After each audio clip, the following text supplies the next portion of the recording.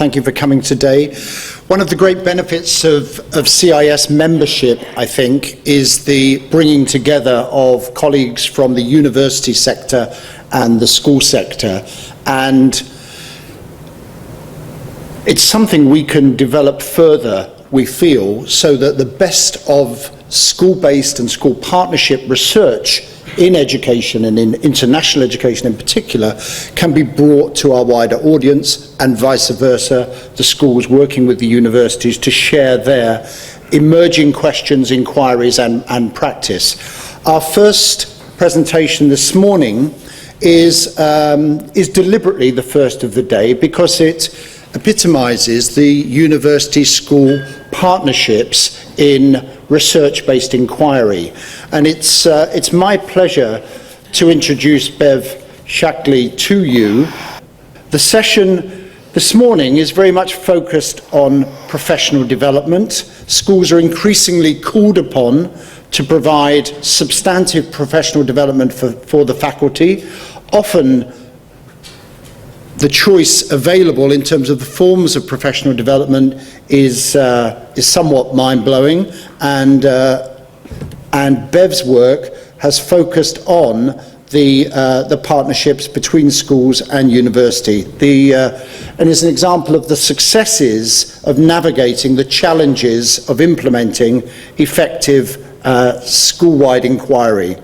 Bev, it's my pleasure to hand over to you, and thank you so much for joining us. Thank you. Good morning, everyone. One more time, good morning. We have to be awake. Okay, this is better. This is much better. I see some friendly faces. I see some people that I know. Hi, Linda, how are you? And have worked with in the past, and I am absolutely delighted to be here. My task for this morning is to lay the foundation of what we're calling action research. You'll also hear it referred to as teacher research. You may hear it referred to as participatory research. The key to the whole notion of it is that it occurs in classrooms, in schools, in buildings with teachers and children and students. And that the questions that are asked in this form of research are contextualized. They're your questions. They're not my questions from the university that I might want to generate and collect data on.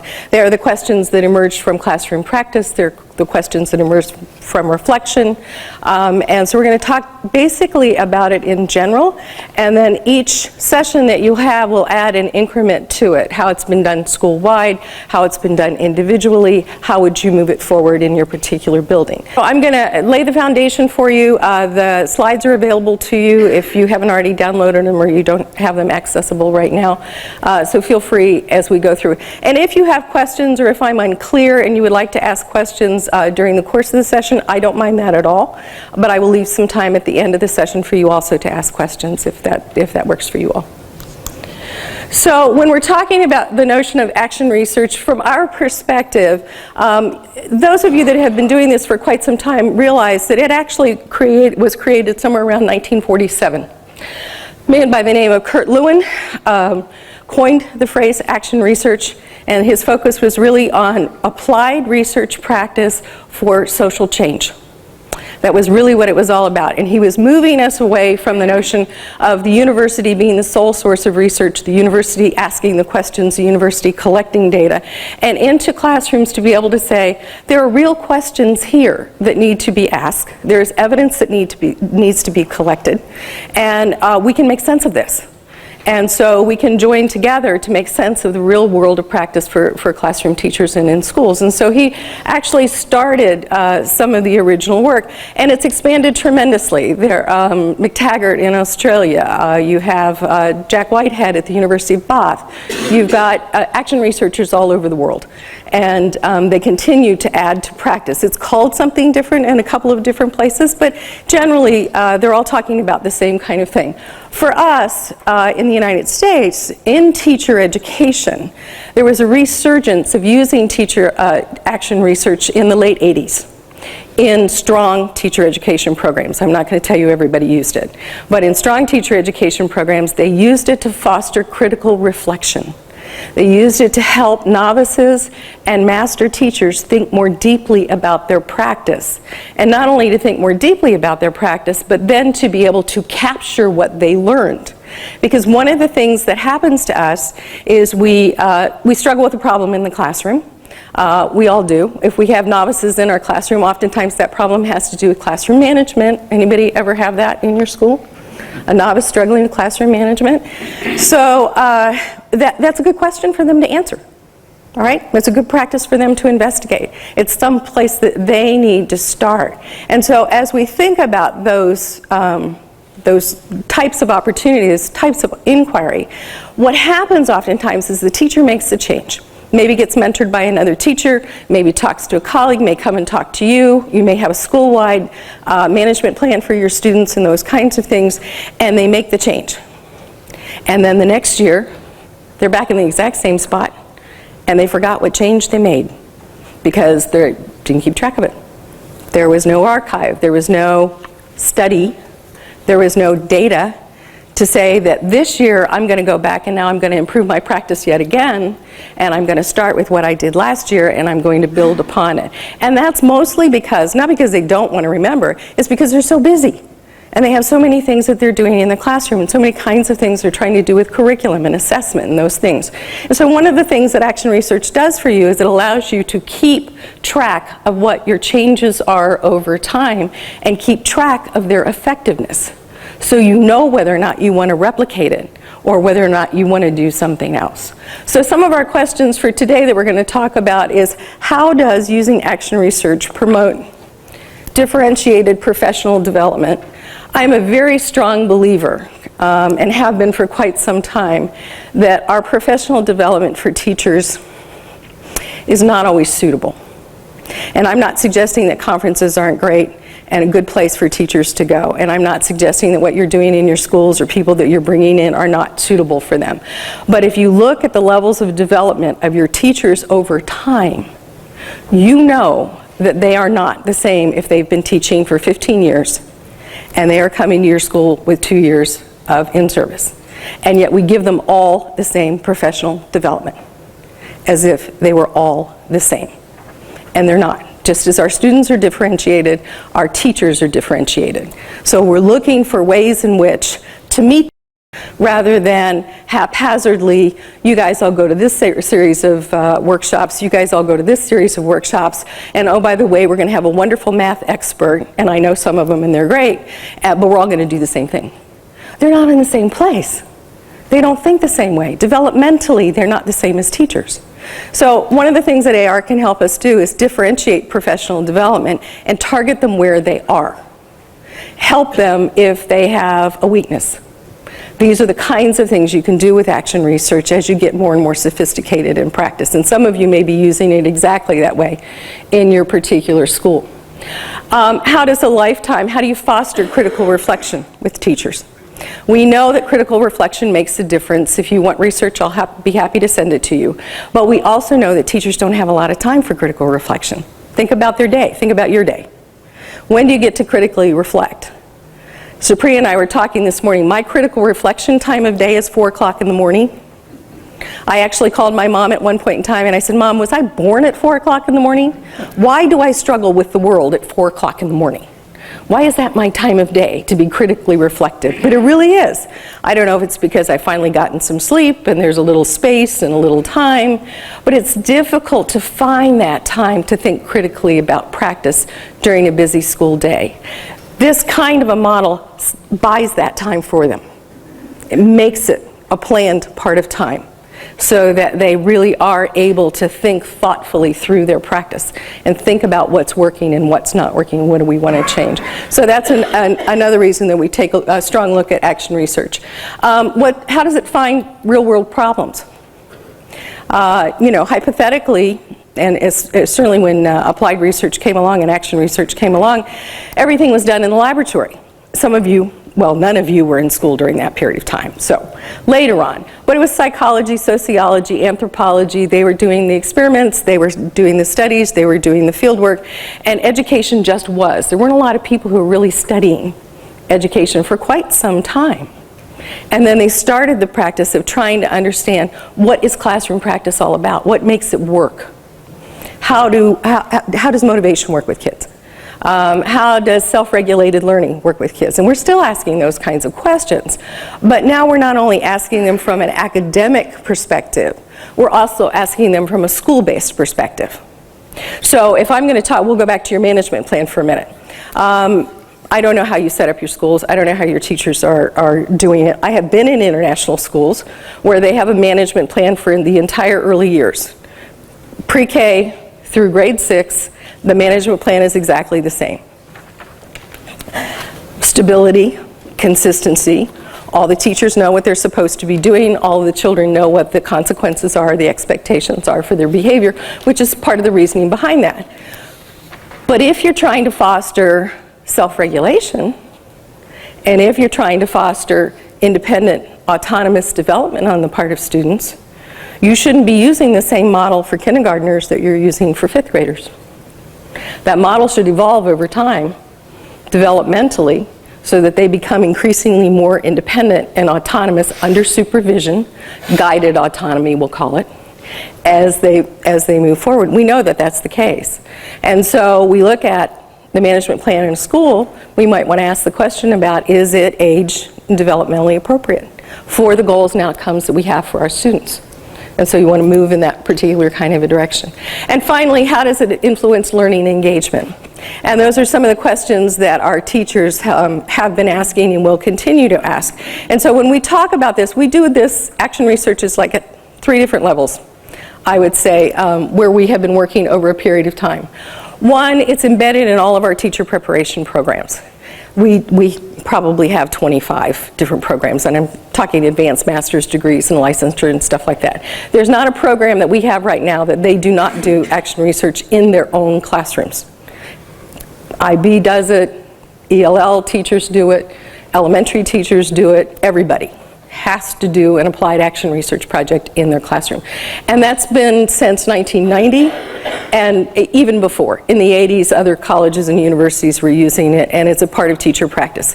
So if you're getting a teacher from a school in the United States and they tell you they don't know anything about action research, you need to ask the question about where they graduated, because they should know about action research, and it should be a part of reflective practice, because it is certainly a part of what we believe in.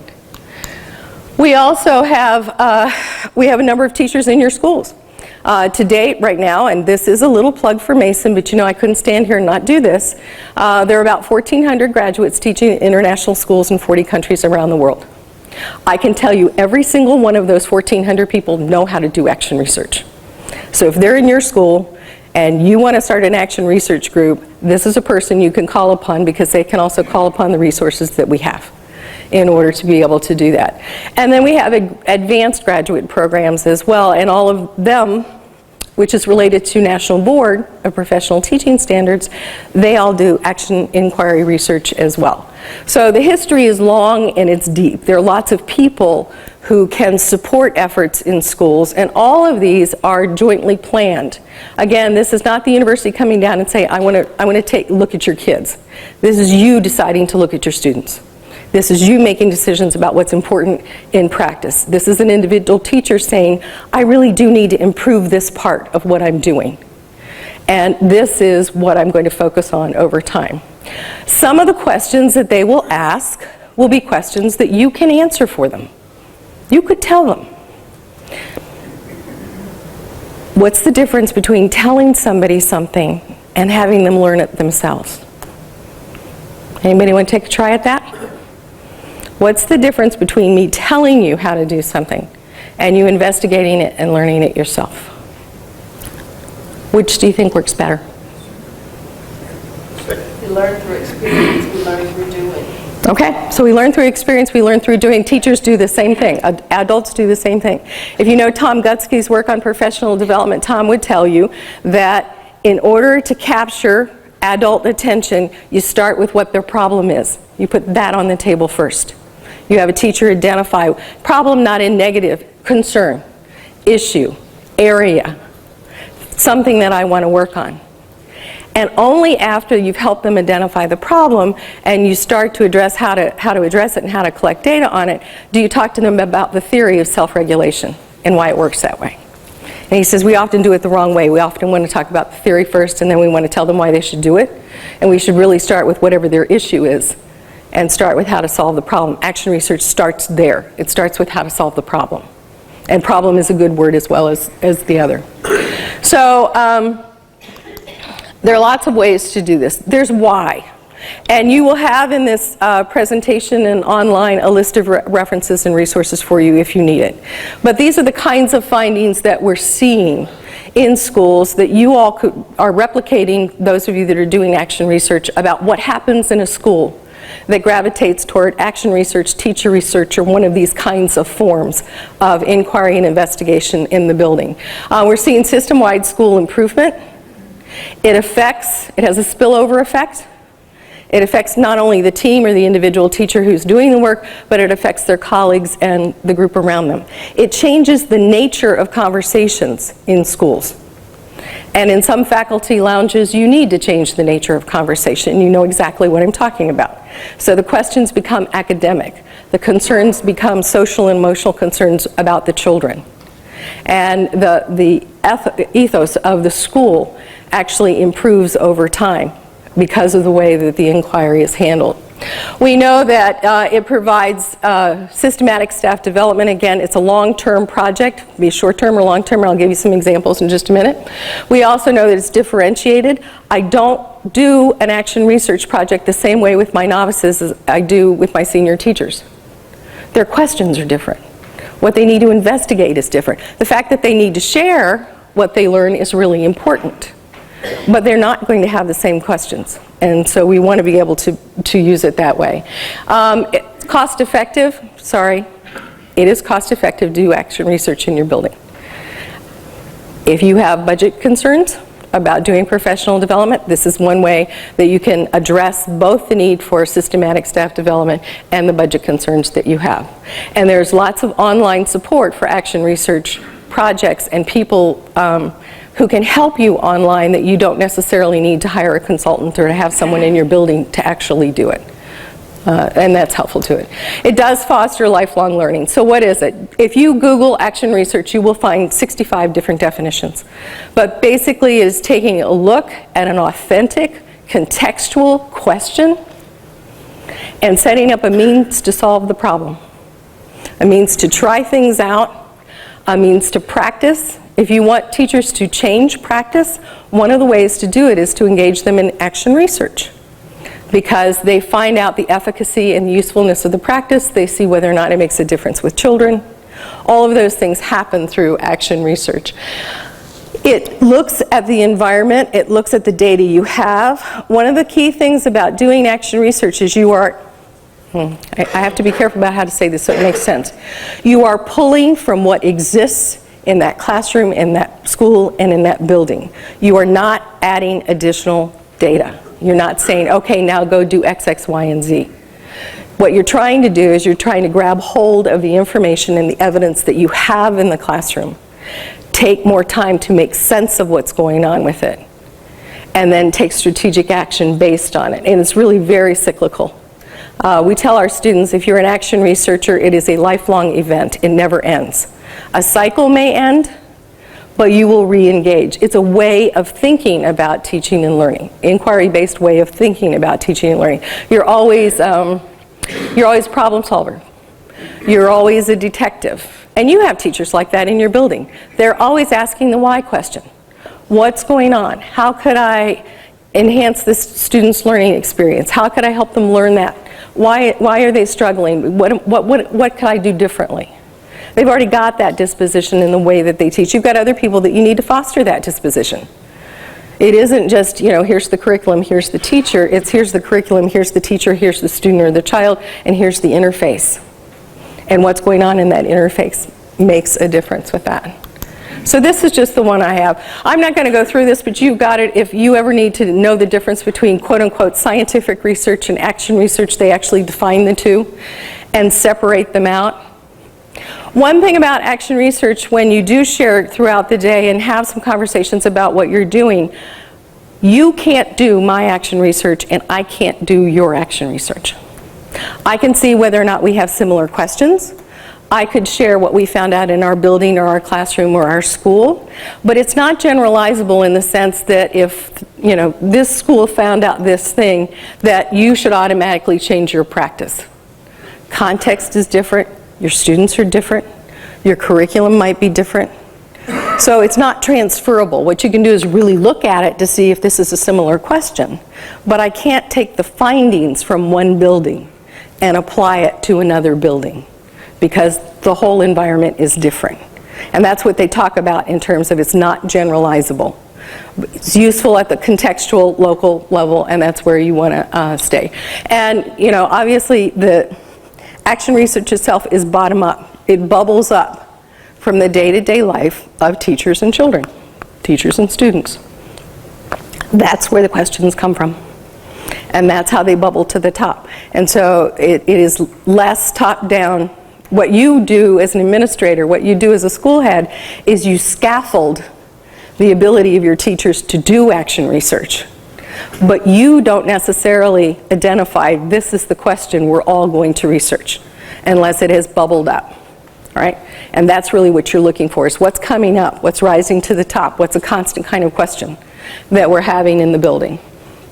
So we kind of break it down into three. Again, if you want to go on Wikipedia, you'll find that there are, I don't know, 15 different models of action research and teacher research. And you can find one that resonates with you. You'll hear some more during the course of today. But one is at that individual level. So it's one teacher. I have a question. I am trying to figure out what's going on. So one of our teachers working in a PYP school was asking, and he's also an ELL teacher, English language learner teacher, and he wanted to know what was the relationship, or where he saw a problem. And the problem was his students who were enrolled in ELL were not getting PYP vocabulary as part of ELL instruction. And he wanted to know, well, I wonder what would happen if I change what I'm doing with them so that they are also getting the vocabulary of the particular unit that's being taught at that point in time. You may already do that in your school, and that's great. But in his school, they didn't do that. And so his question was, and he spent an entire semester looking at what happens if I use the PYP vocabulary while I'm doing additional English language instruction with students, and will it help them better understand what they're doing in their classroom as they move back and forth and as they transition. He made very small steps. He made a good case for being able to do it, and he found out that it actually did make a difference for the students.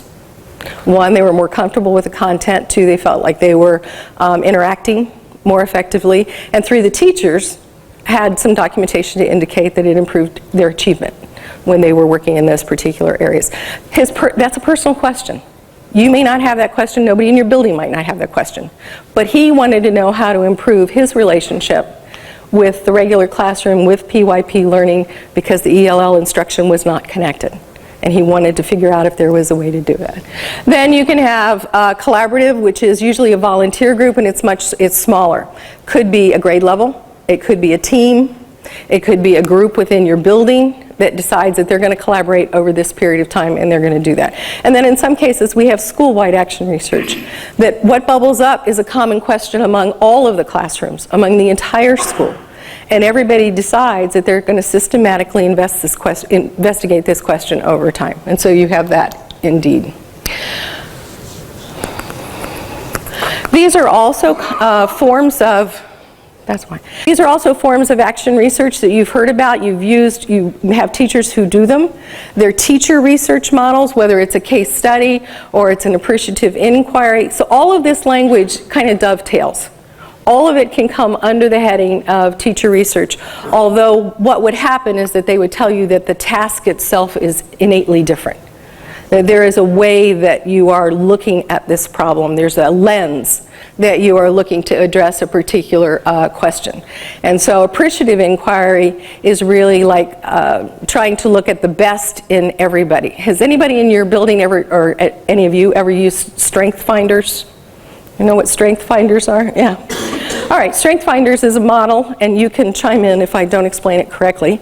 There's a book, And then there's a survey that you take, and then it comes back. Any of you remember the old learning style stuff? Okay, same kind of thing, but you're doing it with adults.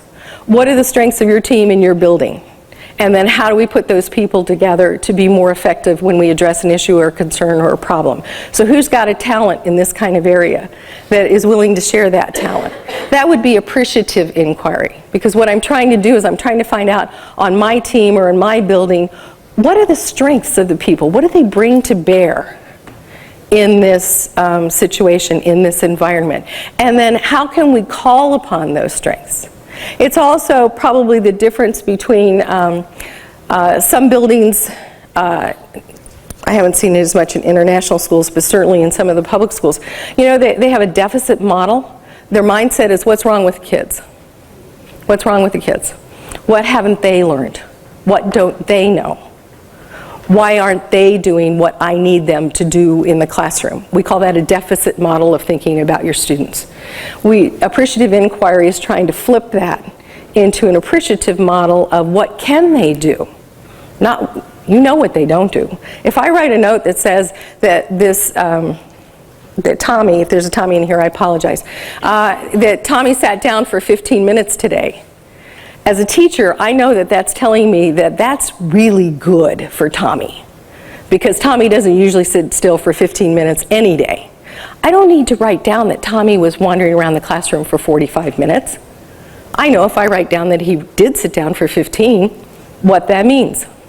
But I'm viewing it a different way. My lens has shifted from what Tommy doesn't do to what Tommy can do. And so that's another way to think about how would you do inquiry in the building and what are the questions that are being raised. So this is just an example of an inquiry-based question that goes from the individual level to the school-wide level. And the individual level started with differentiation because that's a big popular concept or construct. And again, if you are not aware of this, differentiation came about in the 1950s as well. It just got transferred to regular education a little bit later on. So those of you that are as old as I am, you remember when differentiation actually existed. And we have teachers who are skeptical, and rightfully so. They are skeptical that when I differentiate in reading in my classroom, that it improves and enhances students' literacy skills and abilities to read and write and what have you. They don't believe it. They're entitled to do that. I mean, again, the difference between telling and doing. So they investigated whether or not differentiation made a difference in reading, not only student achievement, but also in how they felt about differentiation. Because many teachers struggle with it because they feel like it's an overwhelming task. It's very different, very complex levels to think about differentiation, and they feel that way. So when they investigate it, and the outcomes are positive and negative. The outcomes may be positive for students, but it might be negative for teachers. And the teachers might come back and say, you know what, we really need more help on understanding differentiation. We're beginning to see that it makes a difference in students and makes a difference for students. So we're tied to that because we're teachers and that's what we believe in. But we're struggling with the complexity of it, and we need more support. In one case, we found out that part of the problem was the classroom environment. The environment was set up much like this. If I'm doing whole class instruction, and my mindset is for whole class instruction, it is very difficult to get your head around differentiation. Because the first thing you have to do is put kids into group, and you have to let them move. And you have to let them be independent. And that's a big leap for some teachers in some classrooms. So if the environment is not set up in a way that allows for the flexibility, allows for grouping, allows for movement and things like that, then the whole concept of differentiation is resting on a platform that's not very strong and a platform that's very difficult for them to do. In other cases, you've got a school-wide question. The entire school wants to know what's the effect of differentiation on reading comprehension. Very specific, very targeted, and it's a school-wide question. And everybody engages in the investigation.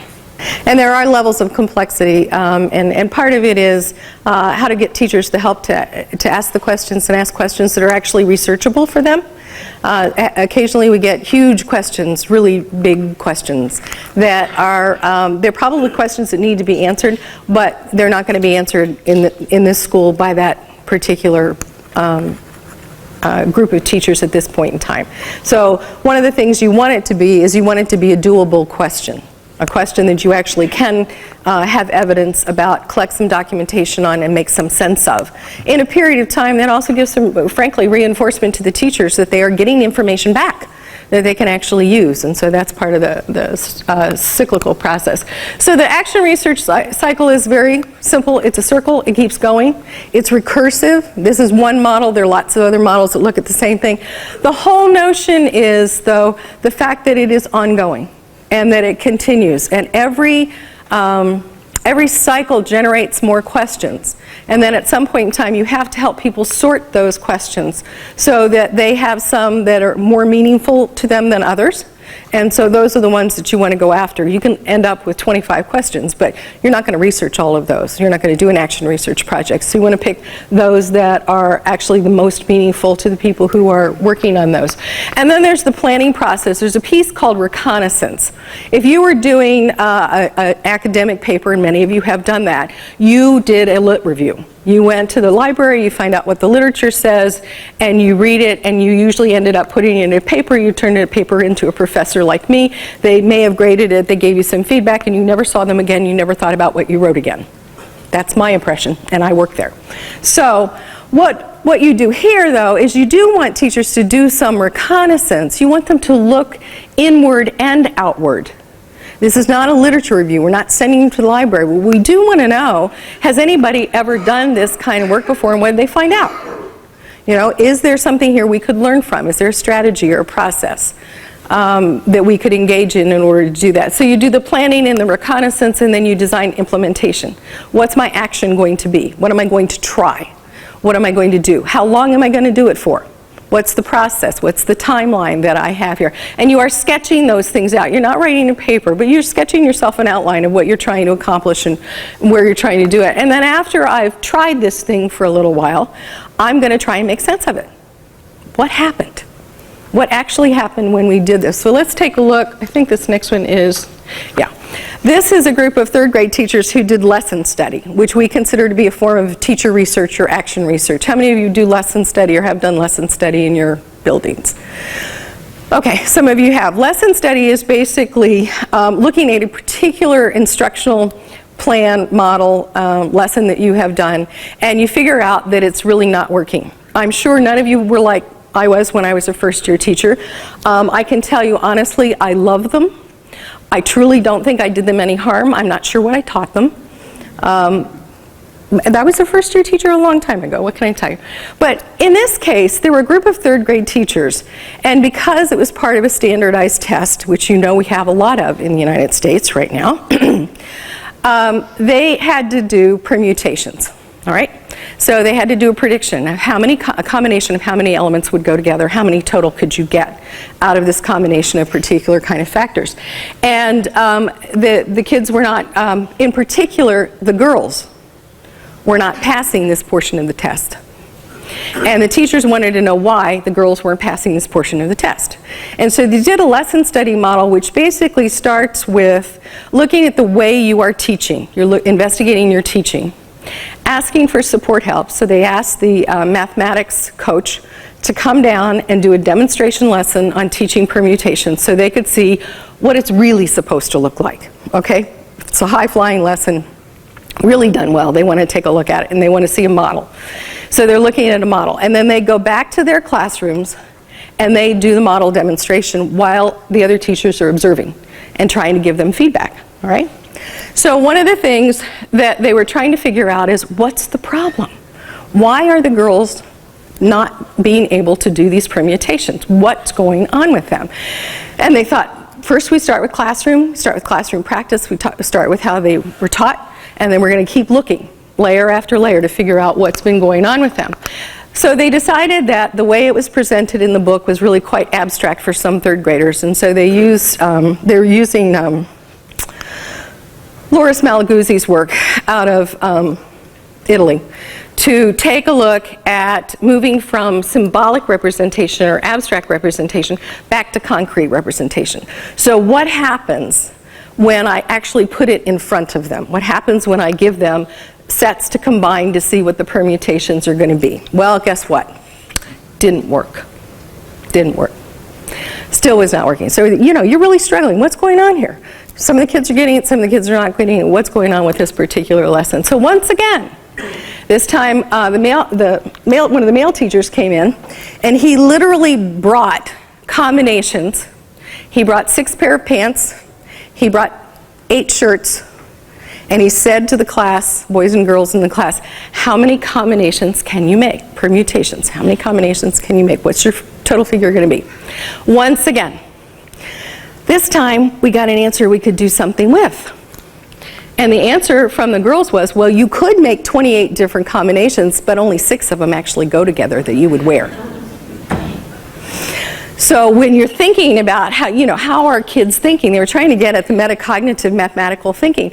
If the girls have this embedded wrong to begin with, if you have a mathematical misconception to begin with, it is very difficult to eradicate, which is why you want to go back in and try to figure out what you're doing. And so they simply gave them the explanation, of course, that when you do this, it doesn't matter whether clothes go together, you just are putting it together. Okay, count how many you have. So that's kind of what it is. I'm going to run through this. We have just a few more minutes left for today, but this is what we see in the research that it does for teachers. And this is why it becomes very important for us to think about doing action research in the classroom. It leads to positive action. It helps teachers think more critically and more reflective. It helps them move their practice forward over time, so that it continually enhances and it grows and it develops. And those are all things that we all want for our classroom teachers and in our buildings, and certainly for our students. There's a fair share of research on teacher development based on action research and teacher research, and these are some of the references for you. But I think it's important also to be sure that whatever you're doing is defensible. And defensible for us oftentimes means that we have a basis of knowledge that supports this practice, and that is what helps make it defensible. If you have to take it to the school board about why you want to fund action research projects in your building, this is the kind of data that you need to make it defensible to them. What difference is it going to make if I do this versus that? What if we let teachers have, well, we do this right now, teachers have Monday afternoon off for teacher research. Close the school at noon until 3 o'clock is teacher research in the building, and that's what they do. You're going to have to defend that if you want to buy them the time that they need in order to be able to do that. The effects are strong. The effects are strong for teachers. The effects are strong for students.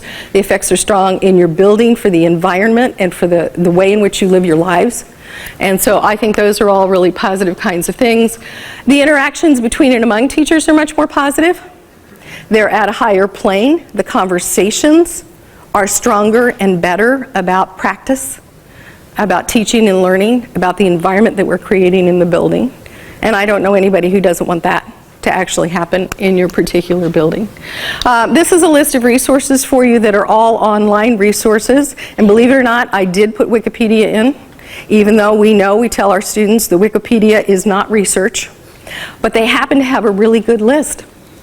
And they've got a great bibliography. I don't know who put it together, but it's actually quite accurate, and it's a very nice piece of a quick reference guide for you if this is something that's relatively new to you. What do you do? Okay?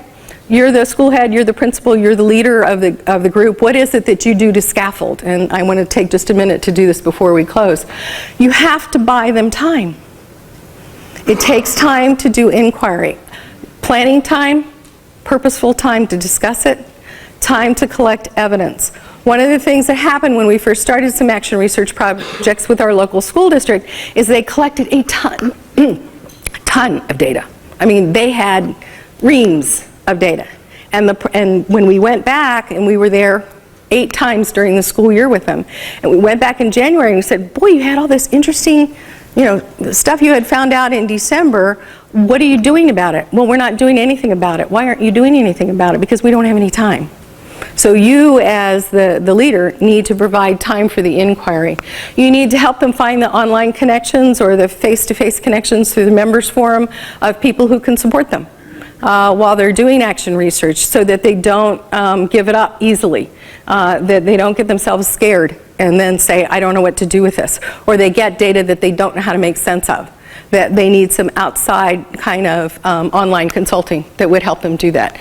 You need to be sure you protect student confidentiality, and that what is shared is shared appropriately and at an appropriate level for that, so that parents are not concerned that you're using their kids for guinea pigs. All right, so you know you have to ensure those kinds of things that you already do. Support for the data collection, the analysis if they need it, and then support for sharing the knowledge and learning. It's really, really important that this doesn't stay as an isolated event. It becomes a school-wide sharing at some point in time of what did we learn, what did we try, what did we learn, and how did it affect or impact what happens with classroom and teaching. It's not theory, and it's not, it's a combination of theory and applied practice. And that's what makes it so powerful and so important for our classroom teachers to be engaged in, and for us to support it to the extent that we have. Questions or comments? Things that you wrote on your card. Yes, Tom. You said a bit earlier in the presentation, you were talking about literature reviews, background, and I grasped that, I think, in the practicality. But one of the problems that we've experienced is that when people eventually come to say, at the conclusion of the research, try to embed the ideas, one of the questions that comes from other colleagues will be, well, is that just your point of view? You know, why should we accept your way of doing things? What's the background to it? So it was a little bit of the question of how to promote, I don't know, a wider acceptance of the outcomes of action research. I think for what we've seen with our classroom teachers, it rests on the evidence that they collect, and when the evidence is tangible, and to use qualitative methodology, which we don't use when we talk to our teachers. It's like triangulation.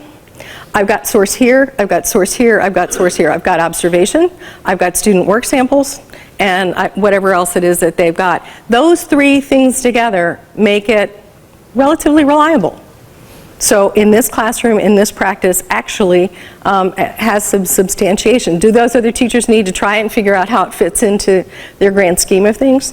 So that's the difference between I tried it and it worked, and I tried it and I have evidence that it worked. Seems to move it a little bit further along that path. Sure, sure. Anything else?